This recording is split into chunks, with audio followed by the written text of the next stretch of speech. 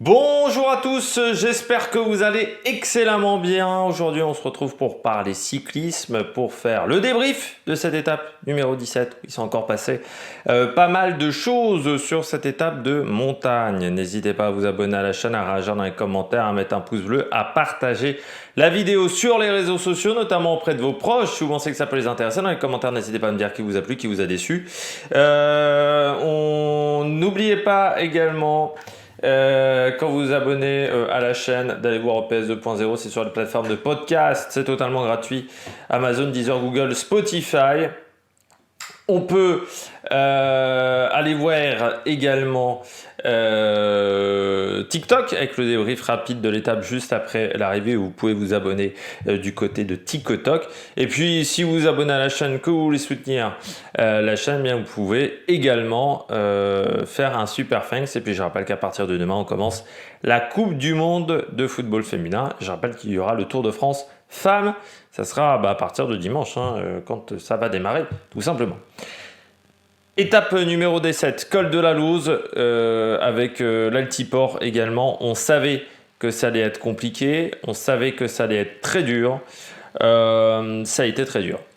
Ça a été très dur parce que on est sur 2 semaines et demie de course qui ont été difficiles, que ça a roulé sur un énorme rythme, que ça a eu des conséquences aujourd'hui.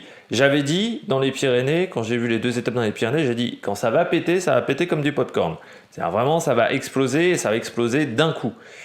Ça a été le cas aujourd'hui, quoi. Ça a explosé d'un coup. Pogačar, il a pété.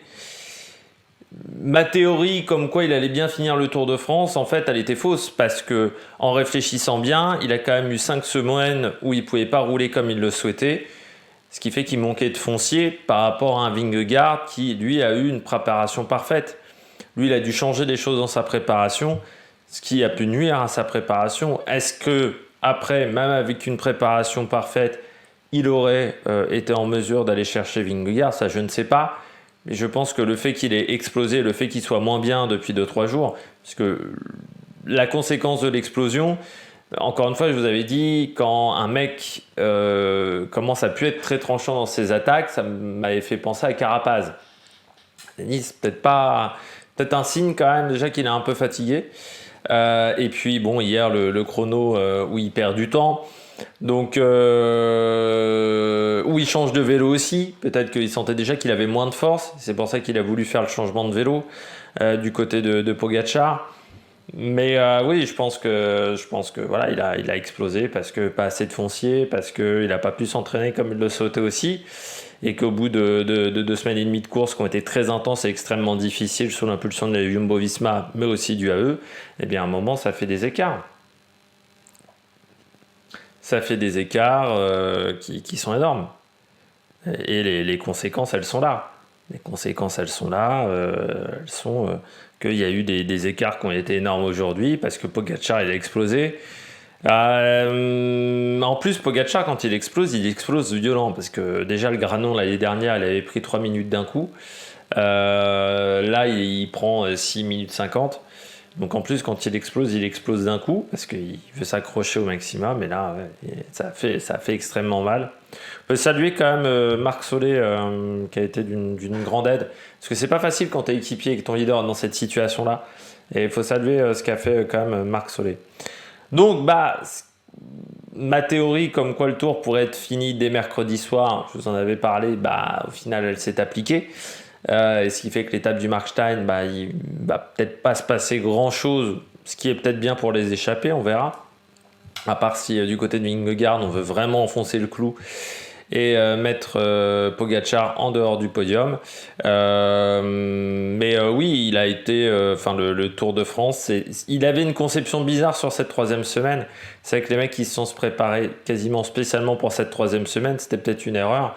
Parce que pour moi, c'était la 2e semaine qui allait être la plus dure. Et bon, jusqu'à mercredi, en fait, il fallait être près du Puy-de-Dôme à ce mercredi-là. C'est-à-dire qu'il fallait être près de 10 jours. Et les mecs qui ont été prêts pendant cette bonne fenêtre-là, ils ont été très bons sur ce Tour de France. Certains qui ont été un peu plus en difficulté et qui ont souffert. Mais voilà, ça a été une belle étape. Le col de la Lose, toujours aussi difficile. Vraiment, ça a été... Enfin, moi, c'est mon col préféré. Moi, quand j'ai découvert le col de la Lose, je me suis dit, oh putain, qu'est-ce que c'est que ce truc de fou, quand même. Enfin, c'est une horreur absolue, ce col de la Lose. Avec ses ruptures de pente incessantes, ce rythme qui est impossible à trouver sur la dernière partie, et puis l'altitude à gérer avec des pentes qui sont terribles. Enfin, c'est atroce. Bon, on va revenir sur la vidéo d'hier. On va parler dopage. Parce que... Alors, je m'y attendais un peu hier. Je m'y attendais parce que j'avais déjà eu la question dans les départs fictifs. Je m'y attendais déjà d'avoir la question dans les départs fictifs. Il semblerait que ma réponse n'ait pas été assez claire pour certains, vu les commentaires ensuite que j'ai eus sur la vidéo d'hier. Parce qu'il semblerait que j'ai pas été assez clair pour dire que... Est-ce que j'ai dit qu'il n'y avait pas de dopage dans le cyclisme? Je crois pas. Enfin, qu'il ne pouvait pas y avoir de dopage dans le cyclisme. J'ai dit, de toute façon, il y aura toujours des gens pour tricher. J'ai dit ça quand même dans ma vidéo. Je pense qu'il y a des gens qui ne l'ont pas bien entendu. Donc je dis pas qu'il n'y a pas de dopage dans le cyclisme. Je dis juste que il y a des explications sur le fait que la course va vite. Première explication, et que on ne peut pas se comparer au temps de Pantani ou au temps d'Armstrong, qui avaient des vélos qui étaient à des années-lumière de ce qu'on fait aujourd'hui, qui avaient des préparations de course qui étaient à des années-lumière, notamment au niveau nutrition. Regardez, notamment, il y a un reportage qui est très intéressant, c'est le reportage de Striptease sur l'équipe RAGT Semence Rover. Il est disponible sur YouTube. Regardez la préparation de course, la gueule des hôtels, la manière dont on prépare les vélos. Et c'est une équipe qui avait le droit de participer au Tour de France. Regardez maintenant Total Energy, Uno X, toutes ces formations-là, c'est aux petits oignons. Même les petites équipes du Tour de France, c'est hyper bien préparé. Et au niveau alimentation, regardez les vidéos de la Total Energy, regardez les vidéos de la Total Energy d'il y a 10 ans. Maintenant, on pèse les aliments au gramme près. Il y a 10 ans, on voyait encore beaucoup de coureurs avoir du lactose dans leur repas. Il n'y a plus de lactose maintenant. Tout est fait à base de lait d'avoine, de lait d'amande, de lait de noisette, de lait de... tous les dérivés de lait sans lactose. Donc il y a une préparation maintenant qui est hyper méticuleuse, même dans la préparation des vélos. Pourquoi? Parce qu'on a pris de l'expérience.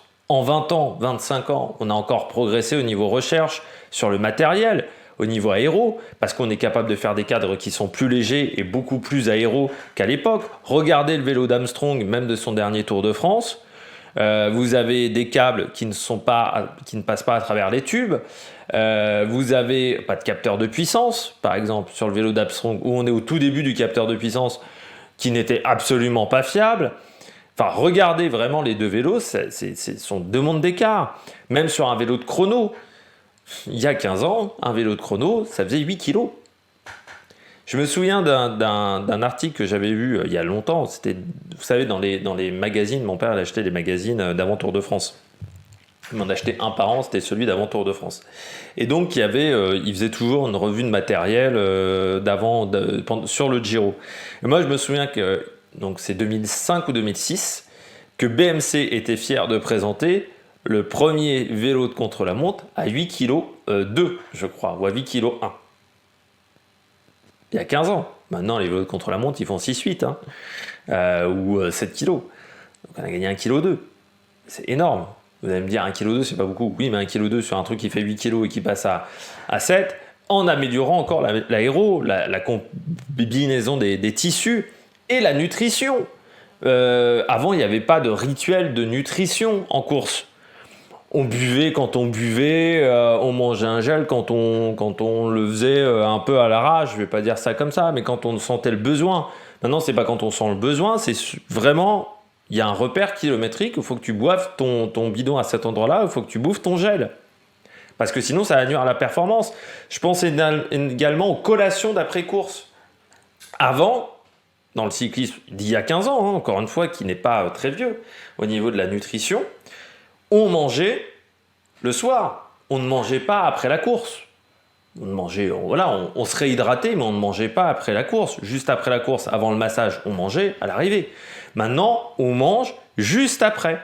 C'est-à-dire qu'il y a les mecs bouffent dans le bus. C'est pour ça qu'on a créé des micro-ondes et des trucs comme ça, mais pas que pour le matin, pour le soir, parce qu'on a énormément progressé là-dessus. On a énormément progressé au niveau informatique, ce qui permet de connaître les courbes de forme beaucoup mieux, parce qu'on sait mieux les calculer, parce qu'on a pris plus d'expérience là-dessus. C'est pour ça qu'on va plus vite. Il y a déjà des raisons en dehors du dopage. Également sur ce Tour de France, il y a un point qui n'a pas été dit. La plupart des montées se sont fait vent de dos. Ce qui fait que c'est aussi pour ça que la course s'est déclenchée. Si toutes les montées se font vent de face, la course, ça ne se déclenche pas. On n'attaque plus vent de face, on attaque très peu vent de face. Or, à part le Puy-de-Dôme, qui était vent de face pendant les 4 derniers kilomètres, et pourtant il y a quand même eu un peu de course, mais c'était un vent de face qui était assez faible, on a eu quand même des étapes où on avait beaucoup de vent de dos. Ça a joué également sur le rythme de course. Ce rythme de course élevé a aussi joué sur la fatigue aujourd'hui de Pogačar. Et puis les écarts. Quand il n'y a que 10 secondes pendant 2 semaines et demie de course, forcément, on fait la course tous les jours. Voilà. Surtout quand on décide de la faire des Bilbao et des Pyrénées. Les coureurs ont voulu faire la course. Donc on compare une époque où avec Lance Armstrong, grosso modo, dès qu'il avait ses 2-3 minutes d'avance, Armstrong, après il attendait les dernières montées, hein. Il faisait pas du spectacle, Armstrong. Il attendait pas, il attaquait pas dès la première montée de la journée, il attaquait dans le final, il attendait le final, Armstrong. À une époque où maintenant on déclenche la course en début de journée. On compare des vitesses sur 2 époques différentes, mais avec des manières de courir qui sont différentes. Donc il y a une vraie raison sur le fait qu'on va plus vite. Une question de matériel qui a un meilleur rendement, une question d'alimentation, une question de vent, une question d'écart. Après, est-ce que je dis qu'il n'y a pas de dopage? Non. Pas qu'il n'y a pas de dopage. J'ai bien dit cette phrase-là. Il y aura toujours des gens pour tricher. C'est ce que j'ai dit dans ma vidéo, hein, départ fictif. Après, il faut la regarder. Hein. S'il y a des gens qui commentent sans regarder toutes les vidéos, c'est un peu un problème. Par contre, aujourd'hui, est-ce que Vingegaard, on peut dire qu'il est dopé? Que Vingegaard, on peut dire qu'il est dopé? Bah non. Parce que moi, je me base sur des faits. Les faits, c'est quoi? Est-ce qu'il a déjà reçu un contrôle antidopage? Non. À partir de ce moment-là, est-ce qu'il a déjà eu 3 no-shows? Non plus.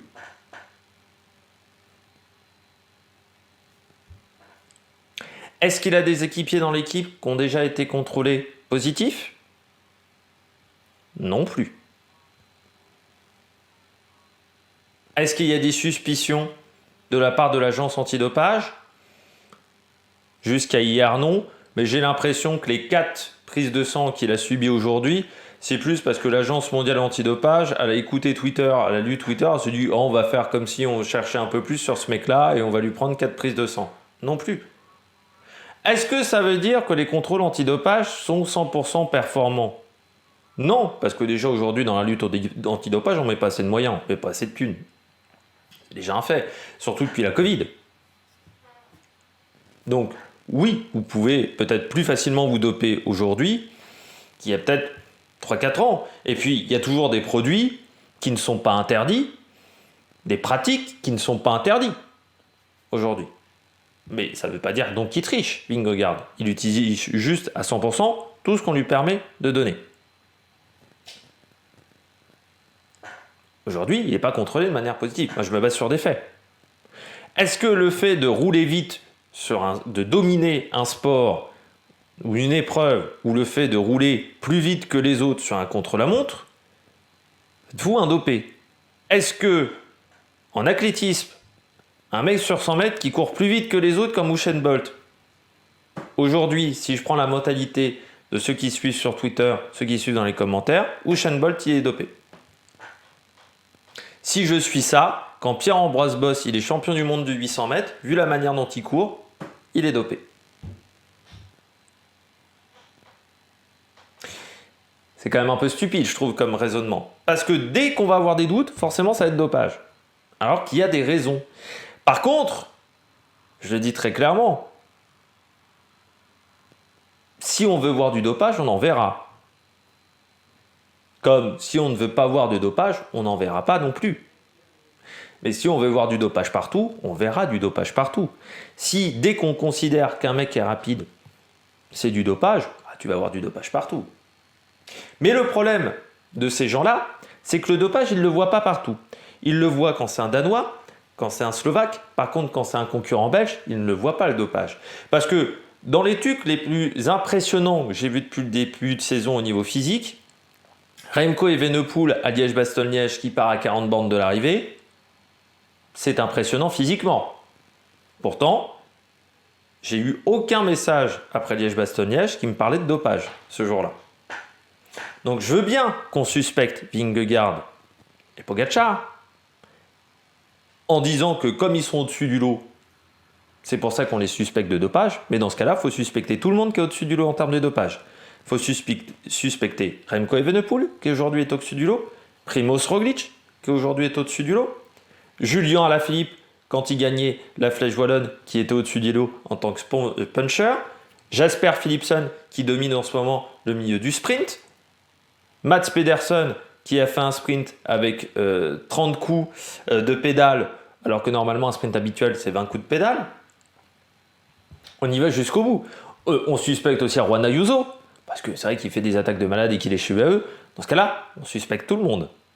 On suspecte pas que les leaders du général. Or, chaque année sur le Tour de France, on suspecte le vainqueur du Tour de France ou celui qui est en tête du Tour de France. Jamais les Français. David Gaudu ne peut absolument pas se doper. Or, on pourrait dire, vu que les mecs qui suspectent, ils veulent suspecter tout le monde, peut-être que la préparation qu'a foiré, c'est peut-être parce qu'il a utilisé des méthodes scientifiques qui étaient mal maîtrisées et qui étaient des méthodes de dopage qui étaient mal maîtrisées de la part de Groupama FDJ. On pourrait dire ça aussi. Mais dans ce cas-là, on est dans la diffamation. Alors après, il y a des mecs qui arrivent à être toujours à la limite de la diffamation. C'est ça qui est très drôle. Qui n'assument pas trop leurs propos aussi, de temps en temps. Mais moi, aujourd'hui, factuellement, je me base sur des faits, être rapide n'est pas considéré comme du dopage. Par contre, utiliser un produit interdit avec un contrôle de l'Agence mondiale antidopage, ça. Et avec l'échantillon A et l'échantillon B, parce que je rappelle qu'il y a 2 échantillons, il faut que les 2 soient positifs, ça, c'est du dopage. 3 no-show, ça, c'est également synonyme de dopage et de suspension. Par contre, du côté de Pogačar, du côté du corps de la Jumbo, pareil. Alors après, on va me dire, avec Pogačar, c'est l'entourage. Alors c'est bizarre, mais l'entourage, c'est que avec UAE. Non, parce que Kim Anderson, chez Lidl Trek, qui, je rappelle, est le coureur à avoir subi le plus de contrôles positifs dans sa carrière. 7. Aujourd'hui, il est chez Lidl Trek. Ça ne gêne personne. Alors, personne dit Ciccone, il est dopé. Personne dit Tony Galopin, il est dopé. C'est pas le seul. Il y a Garaté également, qui est dans je sais plus quelle équipe. Garaté, il a couru à la Rabobank, à une époque où on sait qu'il y avait du dopage organisé à la Rabobank. Là aussi, ça ne pose aucun problème. Si on est suspicieux avec tout le monde. Mais je pense qu'au bout d'un moment, si on est suspicieux à ce point-là, il faut arrêter de regarder du cyclisme. Si on croit que tout le monde est dopé, il faut regarder du bilboquet. Il faut regarder un autre sport. Et puis, je vais finir avec ceux qui se basent sur certaines personnes. Certaines personnes aujourd'hui vont regarder ce que fait Antoine Voyer, ou ce que disent d'autres mecs sur Twitter, surtout Antoine Voyer. Antoine Voyer, qui je rappelle est un ancien de Festina. Et qui vont dire, ah bah oui, mais comme il dit que c'est tant de watts, alors que les mecs s'y connaissent pas du tout en watts, alors c'est forcément anormal, donc c'est forcément du dopage. C'est vrai que le sport, ça n'a jamais été de dépasser ses limites, de dépasser les limites du corps humain.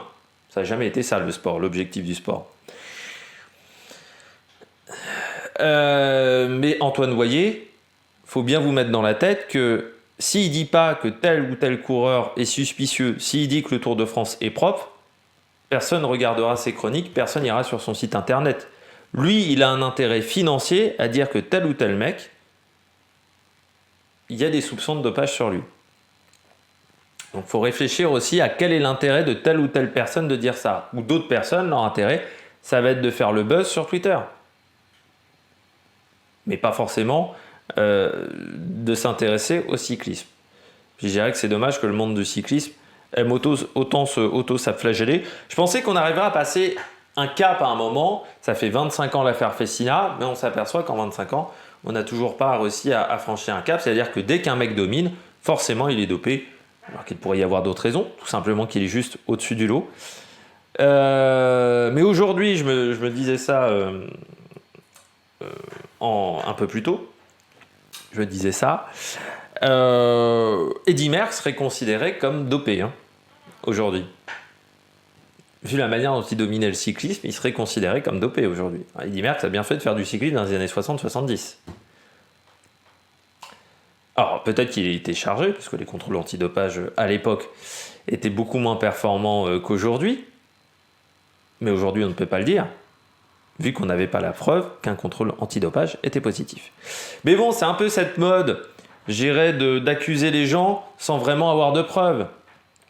De mettre au pilori des gens sans avoir de preuves réelles. De ne pas laisser les enquêtes se faire, de ne pas laisser les choses se faire, de ne pas être assez patient.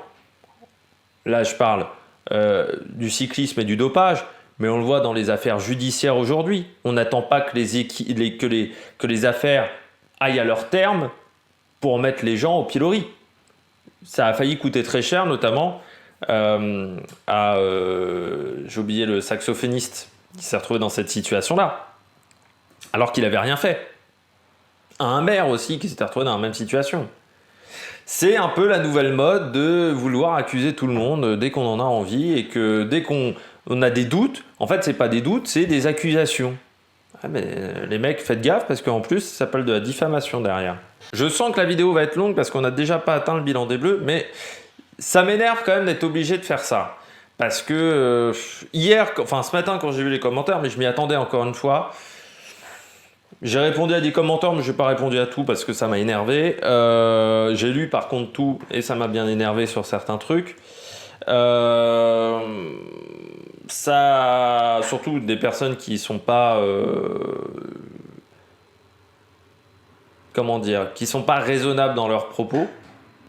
Je trouve qui, sans preuve, vont dire que tel ou tel mec est dopé. Et c'est pas encore une fois des doutes, ils disent il est dopé. C'est pas jeu au conditionnel, c'est pas. Je trouve que la performance est un peu au-dessus de la norme et je trouve ça un peu bizarre. Non, c'est pas ça. Bon, on va revenir sur un autre problème. Les motos et le sprint bonif du côté du col de la Lose. Ce Tour de France est le plus mal organisé depuis des années. Mais vraiment, là, c'est super mal organisé. Il y a eu les soucis de réalisation, les arrivées qui parfois étaient un peu trop techniques. Là, pour moi, la descente du col de la Lose, c'était dangereux. Et avec beaucoup de virages qui se refermaient, où on ne voyait pas trop la sortie. Pour moi, on aurait pu arriver en haut du col de la Lose.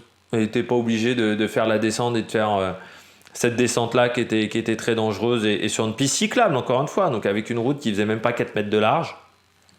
Je trouvais ça trop dangereux. Mais surtout, encore une fois, des motos qui ont bloqué le passage de coureurs. Je pense à Thibaut Pinot, qui a eu un problème avec les motos. Je pense également au maillot jaune, Jonas Vingegaard. Ce n'est pas normal que sur un Tour de France, on ait des problèmes à ce point-là avec les motos. Ça veut dire que, premièrement, l'organisation n'est pas capable de faire respecter l'ordre au niveau du public, c'est-à-dire que l'organisation n'a peut-être pas mis d'argent suffisamment pour avoir assez de moyens policiers ou pourrait peut-être engager un service de sécurité en sachant que dans certaines zones, ça peut être dangereux. Ça veut dire également qu'il n'y a pas assez de travail fait de la part des régulateurs pour éviter de se retrouver dans ce genre de situation en montagne. Ça veut dire également qu'il y a certains motos qui prennent beaucoup trop de risques. Mais comme les motos prennent les risques normalement, c'est aux régulateurs de gérer ce genre de situation et d'écarter les motards. Et puis, si ces motards-là, ils ne veulent pas écouter ce que dit le régulateur, eh bien, il faut les mettre hors course. Mais pas hors course un jour, il faut les mettre hors course jusqu'à la fin du Tour de France.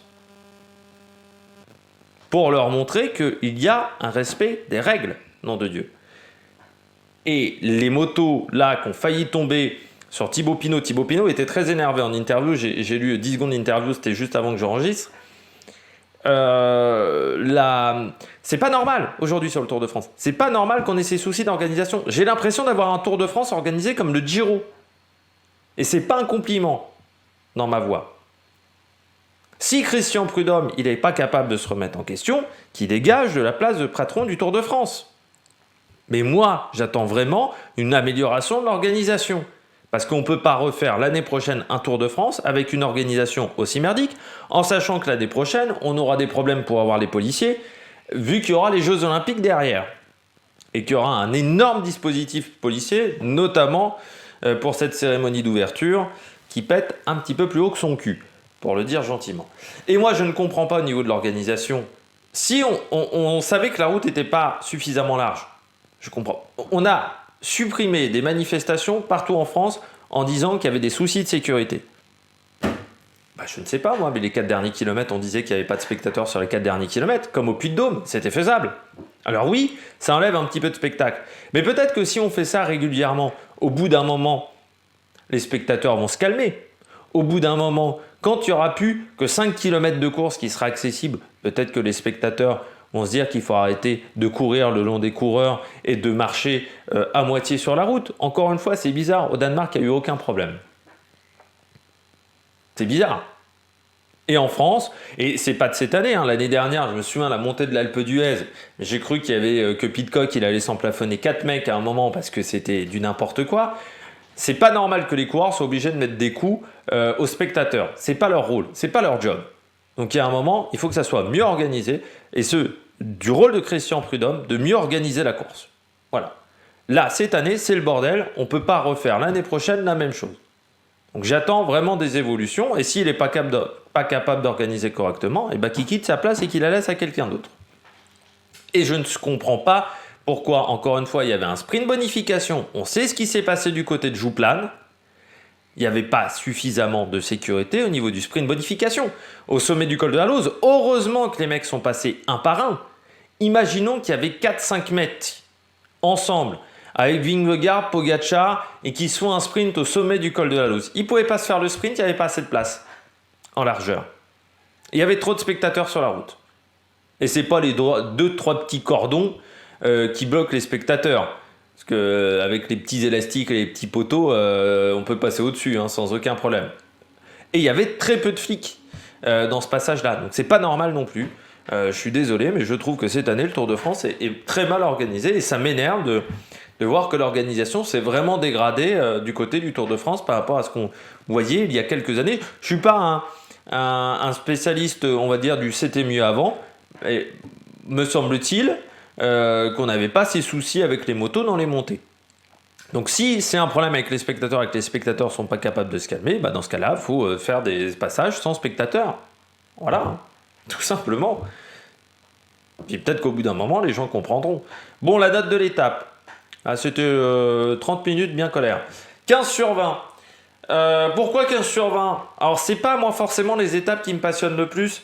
Parce que là, il y avait quand même du dénivelé positif et je dis toujours, c'est pas forcément les étapes qui provoquent le plus de spectacle parce que ça se fait à la pédale.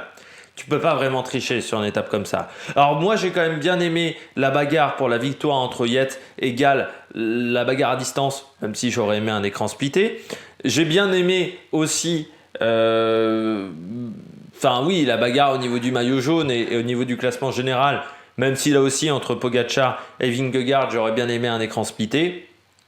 Mais on a eu une belle étape de cyclisme. Voilà. Moi, j'ai passé un bon moment. Mais il y a certaines étapes qui m'ont procuré plus de joie, plus de bonheur devant ma télé. Donc c'est pour ça qu'elle est un peu moins bien notée. Mais bon, sur ce Tour de France, à part les étapes de plat, sur les étapes de montagne, on a quand même été très très bien régalé. J'espère que du côté du Markstein, il y aura également du spectacle. On passe tout de suite du côté du bilan des Bleus. Avant le bilan des Bleus, juste 10 secondes, les sondages, je vous avais posé plusieurs sondages même, 2 sondages, bonne ou mauvaise idée le changement de vélo, bonne idée à 15%, mauvaise idée à 85%, et puis tu as dit, Pogačar peut-il inverser la tendance sur l'étape numéro 17, c'était oui à 33%, non, mais il le fera samedi à 6%, et non, Vingegaard a gagné à 61%, donc 61% des votants avaient la bonne réponse. On poursuit, enfin à part si Vingegaard tombe, ce qui peut encore arriver. Du côté de ce bilan des Bleus, je commence avec Félix Gall. Félix Gall, il a été très très bon, il a été super, il a fait le job aujourd'hui, Félix Gall. Moi, quand je l'ai vu dans l'échappée, alors Jalabert, il arrêtait pas de dire Simon Yates, je le trouve bien. Bah, je regardais, je trouvais que Félix Gall, il était super. Je trouvais il avait une belle allure. Alors Yates, c'était bien aussi, hein. Mais je trouvais que Gall, il avait une super allure. Et là, je me suis dit, ah, Gall, c'est quand même une belle carte. Il a l'air en plus, c'est l'homme vraiment de cette deuxième partie de Tour de France, hein, Félix Gall. Il fait partie des mecs qui ont vraiment bien géré cette deuxième partie de Tour de France. Il aura des regrets sur la perte de temps du côté du Pays Basque. Gall, il a quand même attaqué à 4 bandes de l'arrivée, enfin à 4 bandes du sommet, pardon, ce qui était super loin, alors que Yates avait encore un équipier.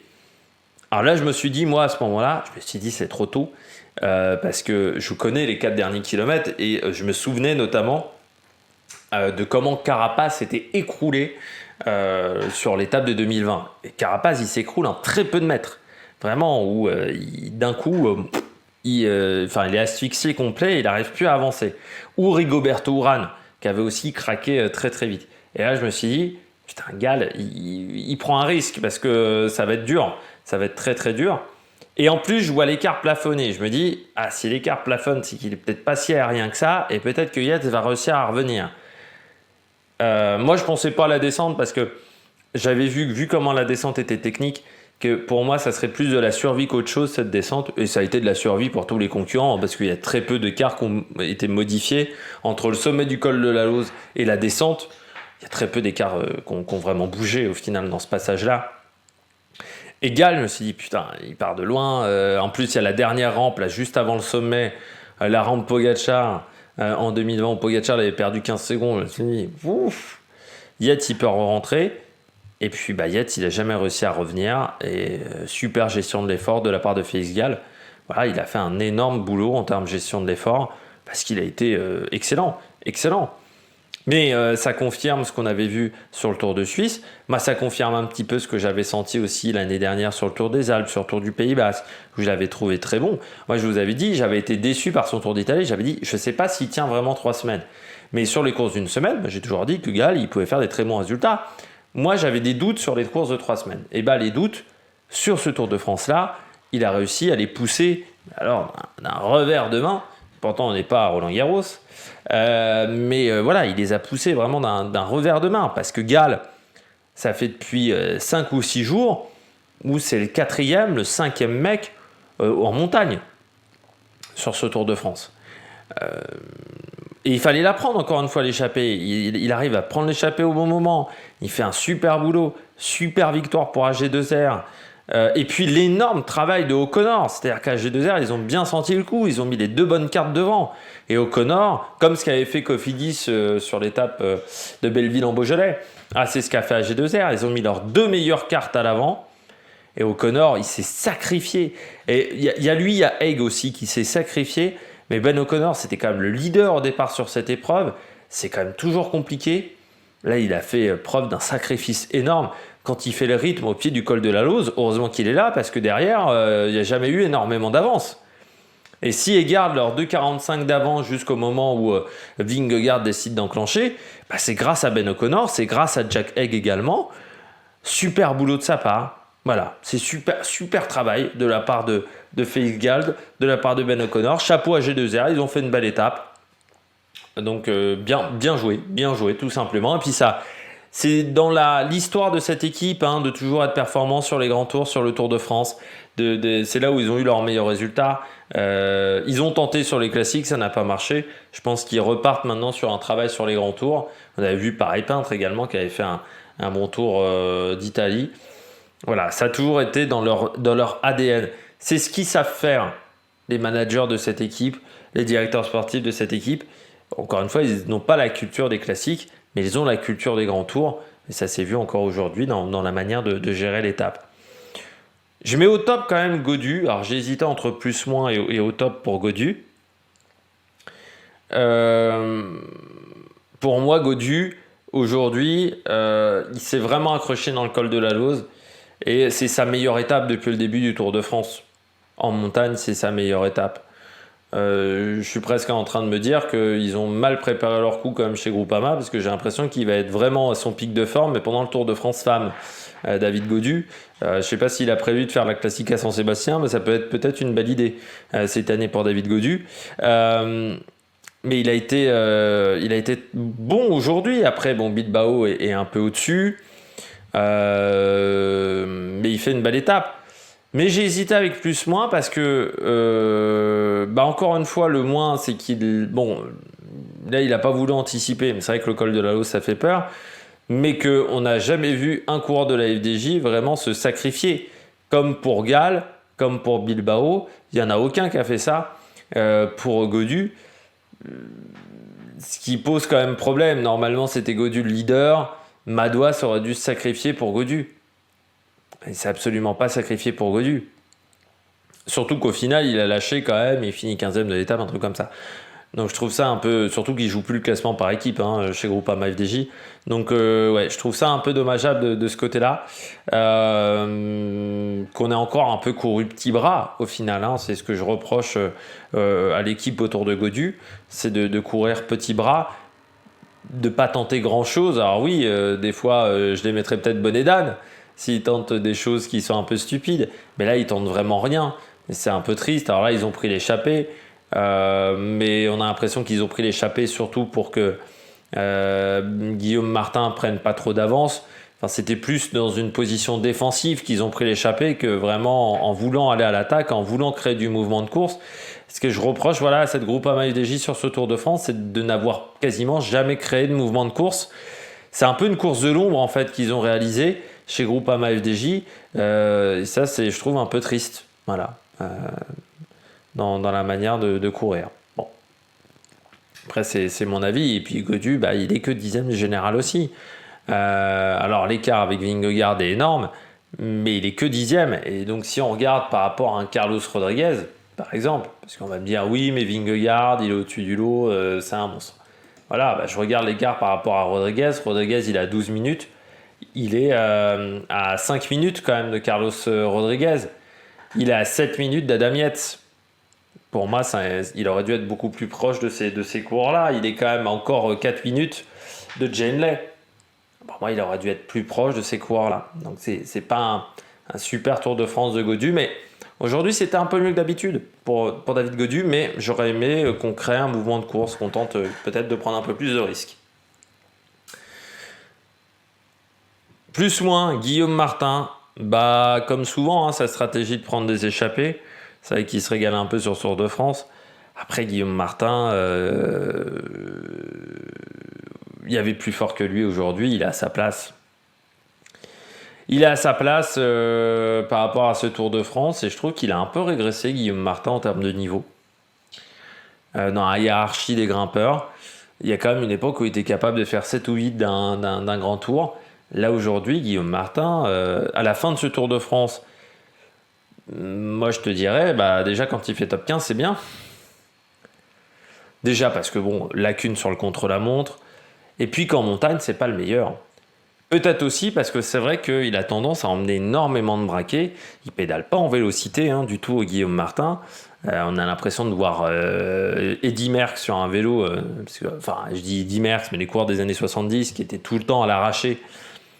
Vu que le matos, à l'époque, était moins évolué et on n'avait pas la même possibilité de jouer sur les braquets qu'aujourd'hui, et qu'on changeait beaucoup moins de vitesse aussi qu'aujourd'hui, parce que les changements de vitesse n'étaient pas électriques.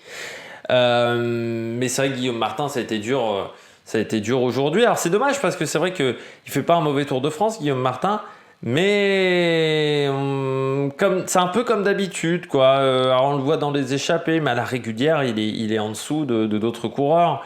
C'est ça qui est un petit peu dommageable. Et puis je trouve qu'il a un peu régressé dans la hiérarchie des grimpeurs. Pour moi aujourd'hui, je ne voyais pas aller voir Yates, je ne voyais pas aller chercher Félix Gall. Mais par exemple, quand tu vois qu'à l'arrivée, Guillaume Martin, il est derrière Valentin Madouas, il est derrière Jane Lay. Là, je trouve que un Jane Lay qui n'est pas incroyable, un Madouas qui fait pas un grand Tour de France non plus, qui n'est pas un pur grimpeur. Je me dis qu'il y avait derrière Adam Yates aussi, mais bon, derrière même un Chris Harper.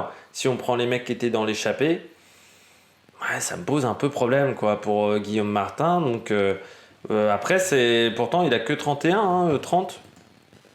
Ouais, il a 30, Guillaume Martin. Il vient de les avoir, les 30 ans. Mais je trouve qu'il a un peu régressé dans la hiérarchie. Et si j'étais Cofidis et que je veux jouer le général, je commencerais à me poser des questions. Est-ce que Guillaume Martin est la bonne carte pour jouer le général sur les grands tours à l'avenir? Et là, je suis pas si sûr que ça. Voilà, si vous voulez mon avis. On passe tout de suite aux coureurs au top. Attaque de Marlou! Les coureurs au top. Je commence avec Jonas. Au-dessus sur ce Tour de France. Au-dessus, physiquement au-dessus. Parce que préparation mieux faite aussi, hein, encore une fois par rapport à Pogacar, mais oui, il était au-dessus. Moi j'avais peur, c'était mentalement au départ du Tour de France, mais j'avais peur qu'il craque mentalement plus que physiquement. Il n'a pas craqué mentalement, il a su profiter ici d'une adversité qui était inférieure à son niveau. Et puis après, il a fait du super boulot, mais encore une fois, il y a un énorme travail des équipiers. Quand on voit le travail que fait Laporte, quand on voit le travail que fait Kelderman, même Van Aert, même si on l'a peut-être moins vu que d'habitude, parce que je pense qu'il commence vraiment à être très fatigué, Van Aert, mais il a profité également du gros travail de ses équipiers. Il a su profiter également du travail d'Ineos, du travail de Labora, les fameux comptes d'apothicaire de troisième semaine. Et puis après, quand il commence à accélérer, il n'y a pas photo, quoi, hein, il est au-dessus. Il faut juste des spectateurs et une moto pour l'arrêter. Mais voilà, il était au-dessus, Vingegaard, parce que aujourd'hui c'est une machine de guerre sur les grands tours. Parce que tout est préparé dès le début des saisons que pour cet objectif-là. C'est aussi la différence avec Pogacar. Pogacar, il joue les classiques. Il joue les classiques en début de saison. Vingegaard, son objectif, c'est le Tour de France. Il n'en a pas d'autre d'objectif dans l'année. Il n'a pas l'objectif d'aller gagner Liège-Bastogne-Liège. Il n'a pas l'objectif d'aller gagner le Tour de Flandre. Son objectif, Tour de France. Voilà. Et il n'a même pas l'objectif d'aller faire la Volta, parce que je pense qu'après ce Tour de France-là, ça ne m'étonnerait pas qu'on revoie peu Vingegaard d'ici la fin de saison. Un peu comme l'année dernière. Parce qu'il fait un peu à la manière de Jan Ullrich de courir très peu dans l'année. Mais il prépare tout, et ce qui fait que le staff prépare tout autour de lui, que l'équipe est conçue autour de lui et se prépare pour cet objectif-là, et que ça peut peut-être même nuire un petit peu à Van Aert sur ses performances individuelles sur les classiques flandriennes. Aujourd'hui, Vingegaard, tout est conçu pour qu'il soit au top au moment du Tour de France. Et comme physiquement, quand il est au top, il est au-dessus, ça fait des écarts monumentaux plutôt. Celle-là, elle accroche un petit peu à l'oreille. Et un Pogacar qui, lui, n'a peut-être pas forcément eu la préparation idéale, mais qui a également d'objectifs dans la saison, ça fait des différences. Rien qu'hier sur le contre-la-montre, sur les trajectoires sur le contre-la-montre, c'est la chaîne australienne, je crois que c'est SBS en Australie qui diffuse le Tour de France, qui l'a bien prouvé. Sur le premier virage, il prend 4 secondes dès le premier virage d'avance, Vingegaard. C'est-à-dire dans sa trajectoire, dans la manière de ressortir, il est déjà 3 ou 4 secondes plus rapide. Je ne sais plus c'est quoi le temps, vous retrouverez la vidéo. Il fait pareil sur le virage 2 du chrono, parce que sur ce contre-la-montre-là, il ne l'a pas fait qu'une fois. Il l'a fait 4 ou 5 fois. Ce qui fait qu'il a pu tester également que le changement de vélo, ça ne lui convenait pas. Ce que n'a pas pu faire Pogacar. Parce que Pogacar, avec son opération, et je vous en avais parlé dès Liège-Bastogne-Liège, j'avais dit ce qui m'inquiétait, c'était qu'il ne pourrait pas faire à la fois une préparation de Tour de France et à la fois préparation physique de Tour de France et à la fois reconnaître les étapes. Je pense qu'il n'a pas pu reconnaître toutes les étapes. Et puis qu'il a dû faire beaucoup d'efforts physiques pour arriver à ce niveau-là, Pogacar, ce qui a peut-être engendré de la fatigue à l'entraînement et ce qui engendre aussi cette difficulté physique. Il y a plein de raisons qui peuvent expliquer pourquoi Pogacar aujourd'hui il a explosé. Et Vingegaard, sur cette étape-là, il a été au-dessus. il a été au-dessus. Bon, il n'y a pas photo, quoi. Hein. Quand il part, il part. On lui dit tout de suite dans l'oreillette que Pogačar il est pas bien, donc lui il enfonce le couteau dans la plaie, et puis il rajoute des petits morceaux de sel également dans la plaie pour bien faire mal. Et c'est pour ça que je me méfie qu'il fasse au Markstein, qui décide pas également d'enfoncer encore plus le clou, c'est de décider le matin de l'étape de mettre Pogačar hors du podium. Parce que mentalement, ça serait très dur à vivre pour Pogačar. Et ça pourrait lui mettre un véritable coup, même sur la suite de leur duel sur les années à venir, de faire ça. Ça peut peut-être donner des idées à Vingegaard.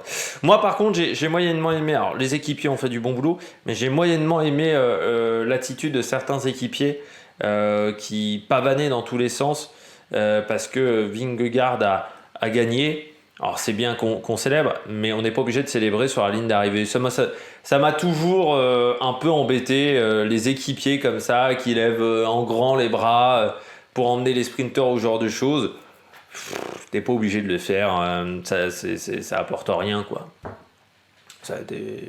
Personne te prendra en photo parce que t'as célébré à l'arrivée. Donc normalement, tu sais qu'on célèbre les victoires, c'est aussi pour le sponsor, c'est pour mettre le sponsor en avant. Là, il n'y a aucun intérêt, donc bon. Ça m'a toujours un petit peu énervé, ce genre de choses. Je continue avec Adam Yates.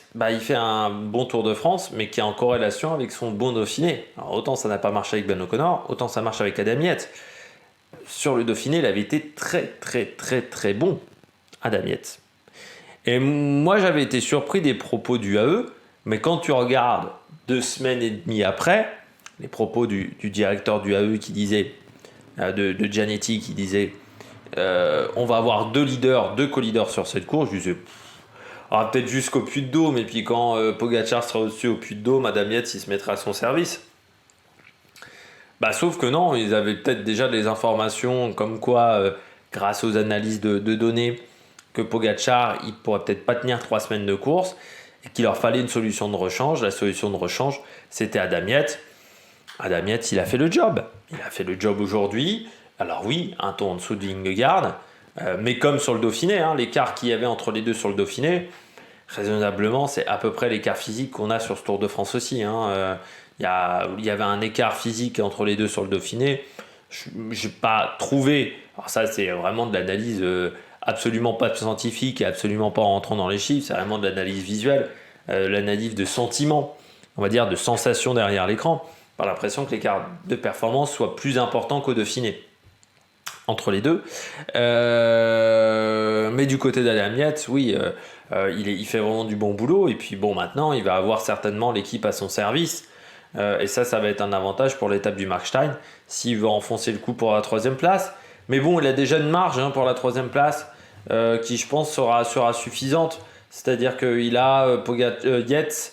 Il a à 1 minute... c'est encore un peu léger.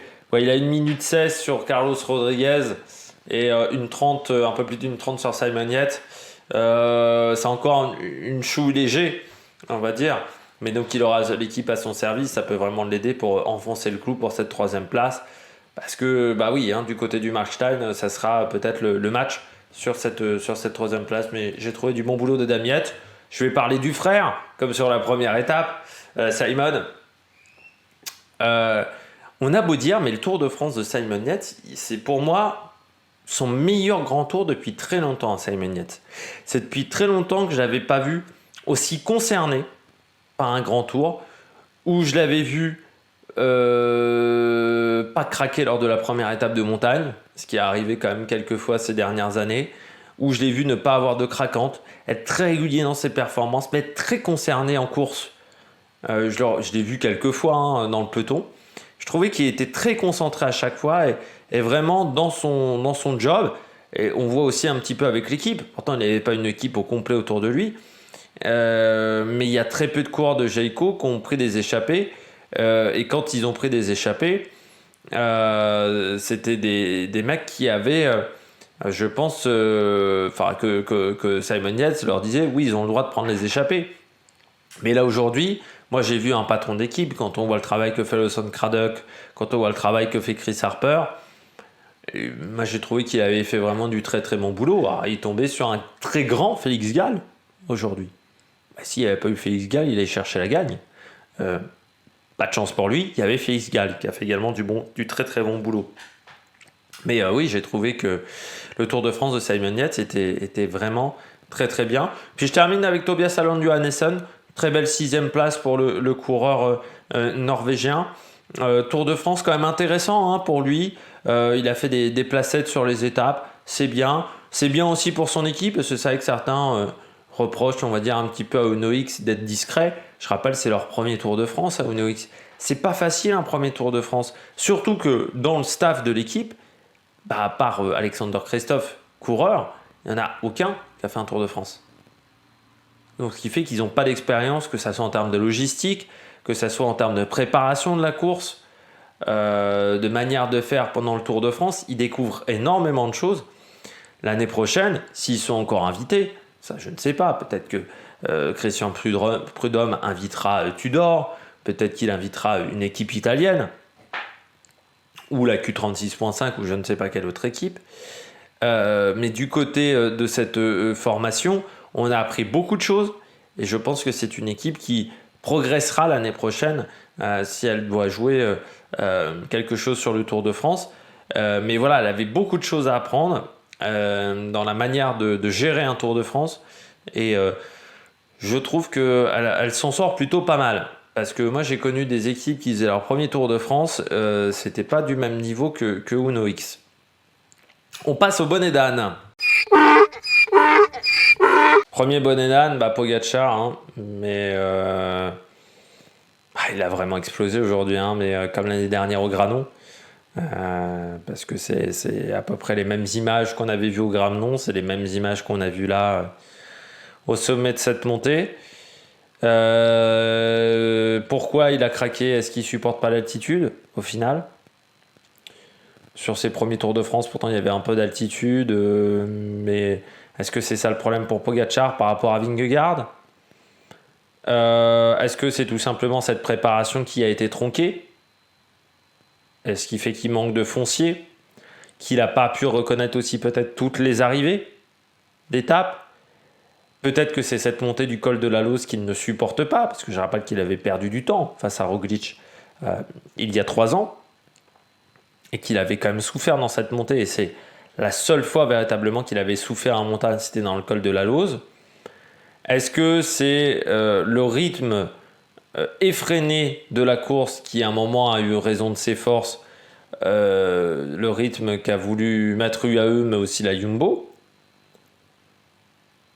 Est-ce que c'est un coup de chaud? J'ai pas l'impression qu'il faisait enfin il fait chaud en ce moment dans le sud de la France, mais j'ai pas l'impression qu'il faisait si chaud que ça.